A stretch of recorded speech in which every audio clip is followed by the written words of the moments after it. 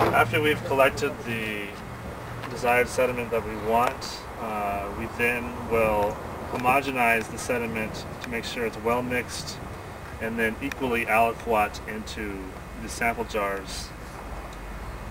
To do that, we will properly stir the sediment.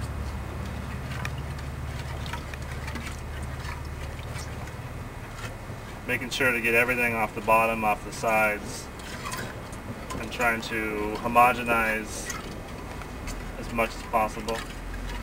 And we have to remember that we have to act quickly as soon as we start aliquoting to sample jars, as the finer stuff will start to settle out as soon as we stop stirring. And then get our sample jars ready.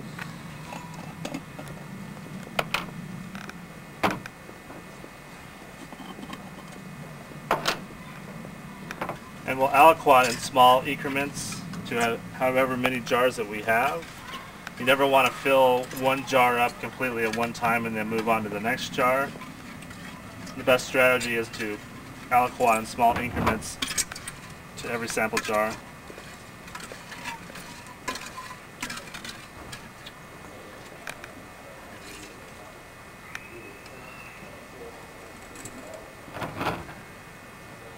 As you can see, we have well mixed mud.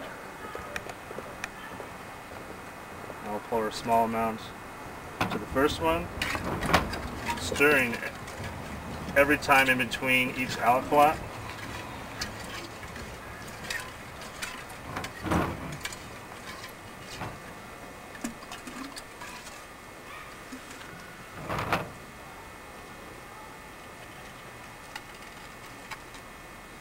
And I will try to prevent any sediment from getting onto the threads of the jars. It causes problems when you want to put the cap back on the jar. It doesn't seal properly.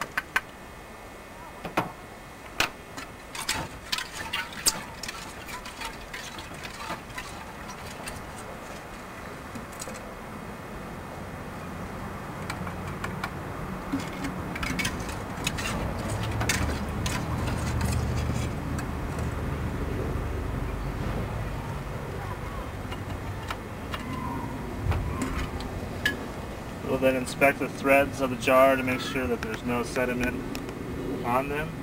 This one looks pretty good. Put the cap back on.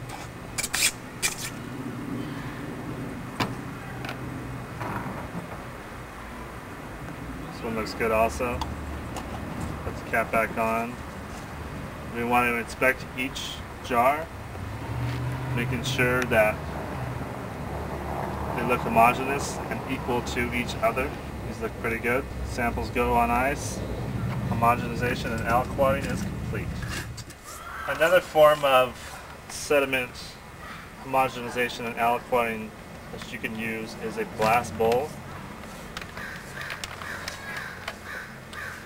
This can help with homogenization a little, and aliquoting.